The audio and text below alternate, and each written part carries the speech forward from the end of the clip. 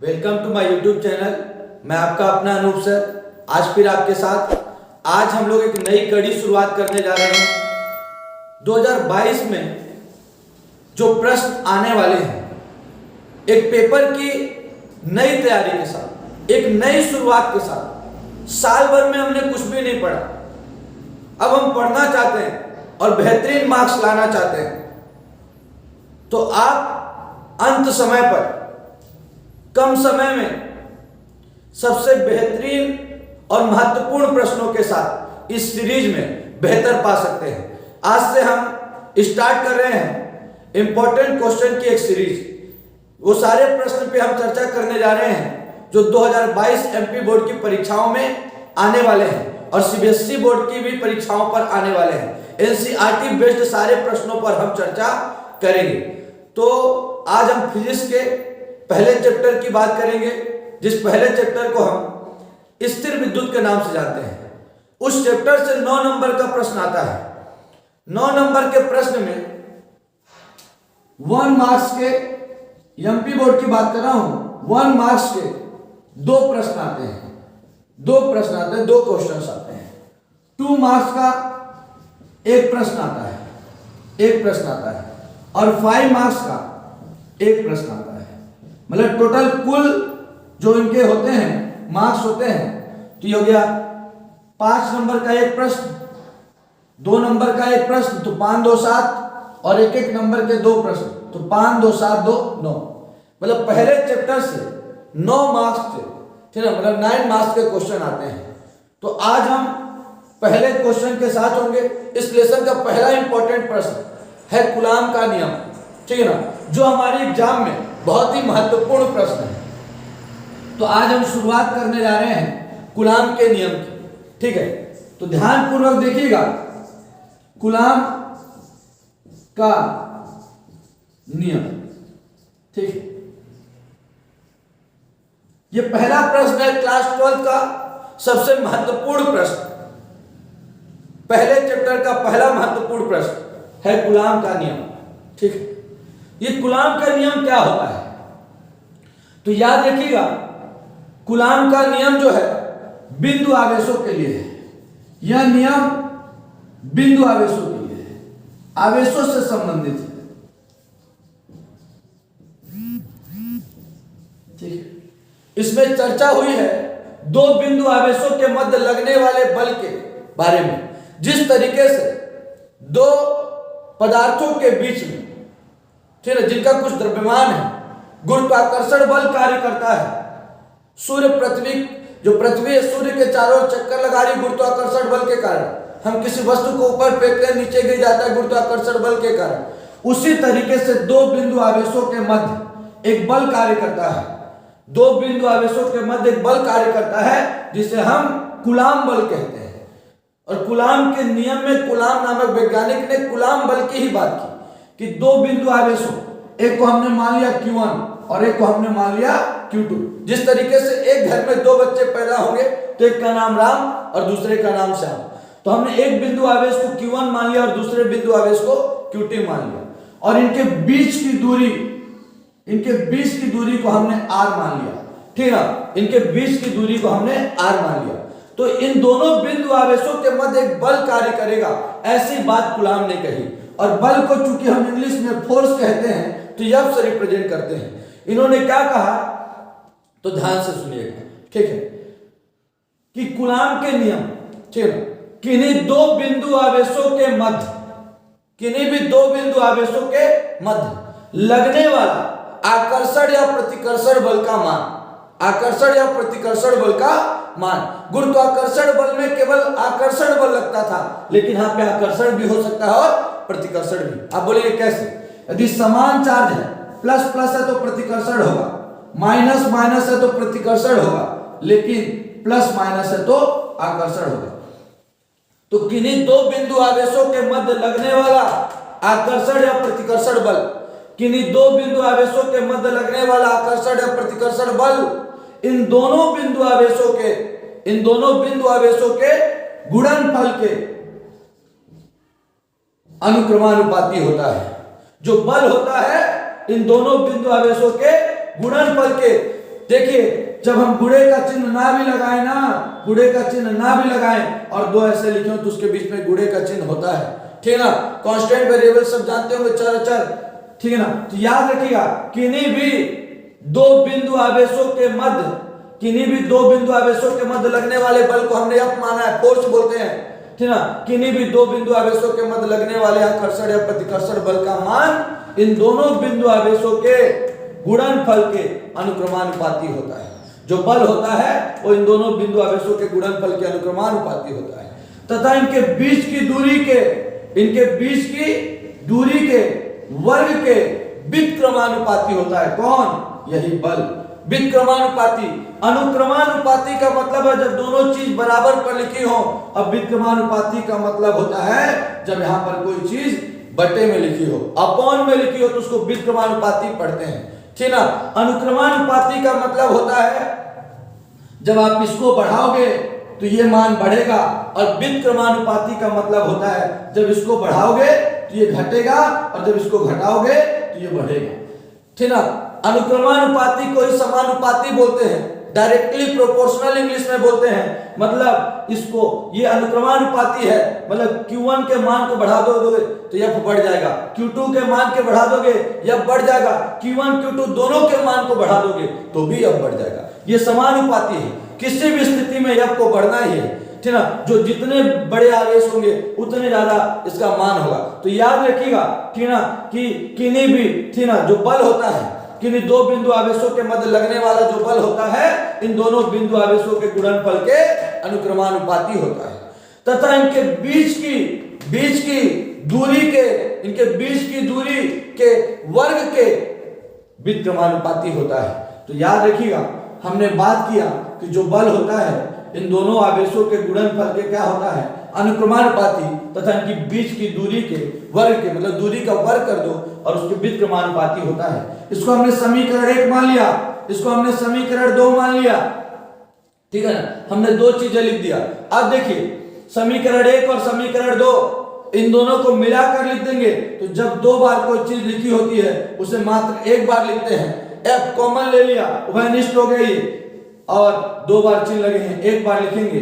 Q1 Q2 अनुक्रमानुपाती या समानुपाती है, बटे के ऊपर होगा, अंश में होगा, और ये व्युत्क्रमानुपाती है, बटे के नीचे होगा। तो याद रखिएगा हमने कह दिया है कूलाम के नियम में कि ये आकर्षण या प्रतिकर्षण बल का मान है दोनों बिंदु आवेशों के मध्य लगने वाले, और ये दोनों बिंदु आवेशों के मध्य लगने वाला आकर्षण या प्रतिकर्षण बल का मान इन दोनों बिंदु आवेशों के गुणनफल के अनुक्रमानुपाती होता है तथा इनके बीच की दूरी के वर्ग के व्युत्क्रमानुपाती होता है। तो याद रखिएगा इन दोनों को मिलाकर लिख दिया तो यह, ठीक ना, ये अपना सूत्र आ गया। और जब भी हम समानुपाती या अनुक्रमानुपाती का चिन्ह हटाते हैं हमेशा बराबर और एक नियतांक लगता है जिसे स्थिरांक भी कह सकते हैं। तो यहाँ पे k लगाया वैज्ञानिकों ने, बहुत सारे वैज्ञानिक अपने मन से लगाए और कुछ लोगों ने k रख दिया। यहाँ पे k एक अनुपातिक स्थिरांक है। k क्या है? अनुपातिक स्थिरांक है, और बल का मात्रक क्या होता है? न्यूटन होता है। k एक अनुपातिक स्थिरांक है भाई कूलाम के नियम में। इसका मान दो बातों पर निर्भर करता है, इसका मान दो चीजों पर निर्भर करता है। पहला मात्रक की पद्धति पर निर्भर करता है, यूनिट पर निर्भर करता है, मात्रक की पद्धति SI पद्धति और सीजीएस पद्धति पर, और दूसरा इसका मान जो है माध्यम पर निर्भर करता है, मीडियम पर निर्भर करता है, ठीक है ना। मात्रक की पद्धति पर और माध्यम पर। माध्यम कैसे? इन दोनों आवेशों के मध्य का माध्यम, शायद ये दो आवेश कहाँ पे हो, वायु में या निर्वात में हो, या शायद ये दो आवेश कहीं और पे हो, तार में हो, ठोस में हो, कहां पर है ये दोनों आवेश, उनके बीच की बात हो रही है। तो याद रखिएगा भाई कि ये जो k है एक अनुपातिक स्थिरांक है जिसका मान मात्रक की पद्धति पर और माध्यम पर निर्भर करता है, और जब भी मात्रक की पद्धति आएगी तो SI पद्धति और सीजीएस पद्धति की बात होगी। तो देखिए कूलाम के नियम की हमने शुरुआत की है, और याद रखिएगा ये कोरिलेशन का हम जो बात करने जा रहे हैं, यहाँ पे केवल हम क्वेश्चन की बात करने जा रहे हैं, केवल इंपॉर्टेंट क्वेश्चन। और हमारा पहला क्वेश्चन है कूलाम का नियम, ठीक ना। कूलाम के नियम का व्यंजक निगमित कीजिए, कूलाम के नियम का व्यंजक निगमित कीजिए, मतलब व्यंजक दीजिए तथा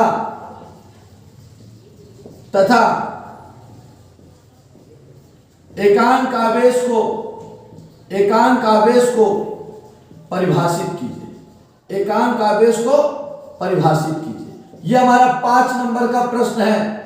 अब इस 5 नंबर के प्रश्न को कैसे करें कि हमें पूरे मार्क्स मिले, तो सबसे पहले हम यहाँ पर लिखेंगे क्या, हिंदी लिखेंगे। क्या लिखेंगे, हिंदी ये लिखेंगे कि ना, कूलाम के नियम के अनुसार। क्या लिखेंगे, कूलाम के नियम के अनुसार किन्हीं दो बिंदु आवेशों के मध्य, किन्हीं दो बिंदु आवेशों के मध्य लगने वाले आकर्षण या प्रतिकर्षण बल का मान, किन्हीं दो बिंदु आवेशों के मध्य लगने वाले आकर्षण या प्रतिकर्षण बल का मान इन दोनों बिंदु आवेशों के गुणनफल के अनुक्रमानुपाती होता है तथा इनके बीच की दूरी के वर्ग के व्युत्क्रमानुपाती होता है। तो याद रखिएगा, आवेश को हमने Q1 और Q2 यह के समानुपाती था और R का स्क्वायर कर दिया, दूरी के वर्ग के व्युत्क्रमानुपाती, दोनों को मिला करके लिख दिया। यहाँ पे K क्या है, K क्या है, अनुपातिक स्थिरांक का जो मात्रक पर और माध्यम की पद्धति पर निर्भर करता है। तो देखिएगा 5 नंबर लाइक आपको इसको बनाना पड़ेगा। तो कैसे बनाएंगे, ध्यान पूर्वक देखिएगा, ठीक है। हम इसको 5 नंबर के लाइक कैसे बनाएंगे। अब हमको पता चल गया है कि हमारा F बराबर आया है K Q1 Q2 बटे R स्क्वायर। तो याद रखिएगा, हम पहली चर्चा इसकी करने जा रहे हैं, मात्रक की पद्धति पर कैसे निर्भर करता है। तो पहला पद्धति है SI पद्धति, दूसरी पे हम बात कर लेंगे CGS पद्धति पे। तो देखिए SI पद्धति पे कैसे, K बराबर होता है हमारा 1/4 पाई एप्सिलॉन 0, 1/4 पाई एप्सिलॉन 0 ये K की वैल्यू होती है, ठीक है।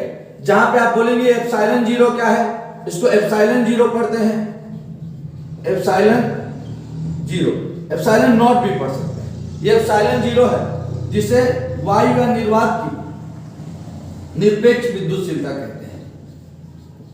वायु या निर्वात की निरपेक्ष विद्युतशीलता कहते हैं, एब्सोल्यूट परमिटिविटी, निरपेक्ष विद्युतशीलता, निरपेक्ष विद्युतशीलता, ठीक है। वायु या निर्वात की निरपेक्ष विद्युतशीलता कहते हैं इसको। तो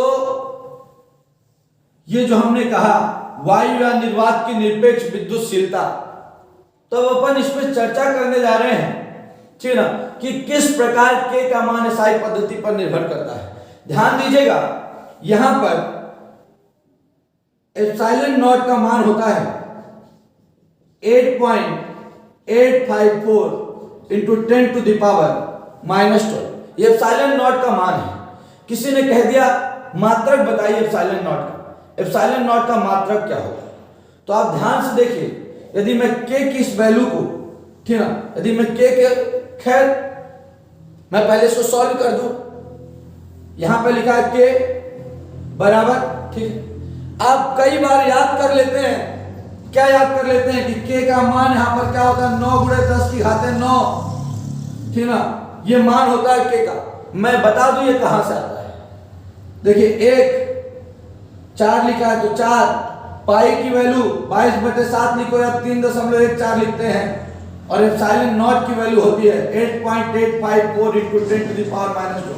इस पूरे को जब सॉल्व करेंगे ना, आप इस पूरे को सॉल्व करिएगा, सॉल्व करने के बाद आपको 9 × 10 की घात 9 प्राप्त होगा, और यही 9 × 10 की घात जो 9 होता है, यही किसका मान होता है, K का मान होता है, ठीक है।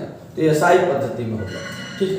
CGS पद्धति में इस K का मान 1 होता है, CGS पद्धति में इस K का मान 1 होता है, ठीक है ना।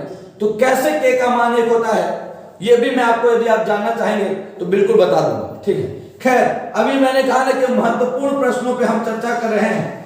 तो हमने SI पद्धति में देखा कि K का मान हमारे पास क्या है, क्या है K का मान हमारे पास, K का मान हो गया हमारे पास 1/4 pi epsilon not Q1 Q2 R square, ठीक है। इसी की पूरी वैल्यू यदि हमने SI पद्धति में निकाला तो क्या गया, 9 × 10 की घात 9 Q1 Q2 R स्क्वायर। हमने इसको यहां तक सॉल्व कर दिया पेपर में। यहां तक सॉल्व करने के बाद हमें क्या बोल रहा है वो, कि एकांक आवेश को परिभाषित कीजिए। तो याद रखिएगा, जब भी हमको एकांक आवेश को परिभाषित करना हो, ठीक है ना, एकांक आवेश को परिभाषित करना तो कुछ कंडीशंस लेना पड़ेगा। क्या कंडीशंस लेना पड़ेगा? यदि यह बराबर हम 9 गुणे 10 की घात 9 न्यूटन रख दें, बल का मात्रक न्यूटन में होता है। यदि हम Q1 का मान 1 मान लें और Q2 का भी मान क्या मान लें? Q1 का मान भी Q मान लें, क्योंकि दोनों को समान आवेश का मानना है, समान परिमाण का मानना है। समान परिमाण मतलब उनका रिजल्टेंट से Q1 और Q दोनों एक दूसरे के बराबर हैं। इसी चीज को हम चाहे तो लिख सकते हैं Q1 बराबर Q2 बराबर Q, सभी बराबर है। Q1 और Q2 का मान बराबर है और हम इनके बीच की दूरी 1 मीटर मान लें। कितना मान लें? 1 मीटर मान लें। तो हम परिभाषित कर सकते हैं किसको? हम परिभाषित करते हैं एकांक आवेश को। कैसे? हमने F का मान रख दिया 9 गुणे 10 की घात 9, उसके बाद यहां पे 9 गुणे 10 की घात 9 तो था ही। Q1 और Q2 का मान, Q1 का मान भी हमने Q रख दिया, Q2 का मान भी हमने Q रख दिया, तो Q गुणे Q बटे R का मान R स्क्वायर मतलब 1 का स्क्वायर। और जब 1 का स्क्वायर रखेंगे ये इधर जाएगा, ये दोनों आपस में कैंसिल हो जाएंगे, ये क्या हो जाएगा? Q स्क्वायर हो जाएगा, इधर 1 बचा और इधर भी 1 बचा, ये इधर जाएगा फिर 1 हो जाएगा, तो Q1 स्क्वायर बराबर 1। और जब भी स्क्वायर हटाते हैं तो अंडर रूट प्लस माइनस लिख सकते हो, अंडर रूट 1 नेक्स्ट स्क्वायर है। तो याद रखिएगा कैसे बताएं एकांक आवेश को, तो ध्यान से देखिएगा। यदि समान परिमाण के मतलब Q1 का मान भी Q हो और Q2 का मान भी Q हो, जहां पे आपने Q1 Q2 लिया था ना भी बिंदु आवेश को, तो Q1 को भी Q मान लीजिए और Q2 को भी Q मान लीजिए। मतलब यदि समान परिमाण के दो सजातीय आवेश, मतलब यदि ये 40 कूलाम है तो ये भी 40 कूलाम, आवेश को कूलाम में मेजर करते हैं। यदि समान, और ये वीडियो मैं बता रहा हूं केवल इंपॉर्टेंट क्वेश्चन की एक सीरीज है, आपको डिटेल पढ़ना है उसके लिए तो अलग से आपको वीडियो प्रोवाइड की जाएंगी। अभी केवल हम इंपॉर्टेंट क्वेश्चन। यदि समान परिमाण के दो सजातीय आवेश, यदि समान परिमाण के दो सजातीय आवेश वायु या निर्वात में, माध्यम क्या है? वायु या निर्वात। यदि समान परिमाण के दो सजातीय आवेश वायु या निर्वात में 1 मीटर की दूरी पर स्थित हो, कितने मीटर की दूरी पर स्थित हो? 1 मीटर, मतलब R की वैल्यू 1 मीटर है। यदि समान परिमाण के दो सजातीय आवेश वायु या निर्वात में 1 मीटर की दूरी पर स्थित हो, यदि समान परिमाण के दो सजातीय आवेश वायु या निर्वात में 1 मीटर की दूरी पर स्थित हो और एक दूसरे को, और बताओ जब समान परिमाण के दो सजातीय आवेश, दो सजातीय मतलब समान आवेश वाले, प्लस प्लस या माइनस माइनस, तो एक दूसरे को प्रतिकर्षित करेंगे कि नहीं करेंगे? यदि समान परिमाण के दो सजातीय आवेश, दोनों के आवेश समान होना चाहिए। यदि समान परिमाण के दो सजातीय आवेश वायु या निर्वात में 1 मीटर की दूरी पर स्थित हो और एक दूसरे को 9 गुणे 10 की पावर 9 न्यूटन बल से प्रतिकर्षित करें, प्रतिकर्षित तो करेंगे क्योंकि समान आवेश के हैं, और कितने से? 9 गुणे 10 की पावर 9 न्यूटन बल से प्रतिकर्षित करें, तो ऐसे एक आवेश को एकांक आवेश कहते हैं। ये हमारा पहला महत्वपूर्ण प्रश्न था, कूलाम का नियम क्या है तथा एकांक आवेश को परिभाषित कीजिए। तो मैं लास्ट के क्षणों में आपको जल्दी से एक बार रिवीजन करा देता हूं, तो ध्यान पूर्वक देखिए। सबसे पहले इसमें बात हुई है दो बिंदु आवेश की, Q1 और Q2 की, उनके बीच की दूरी क्या है?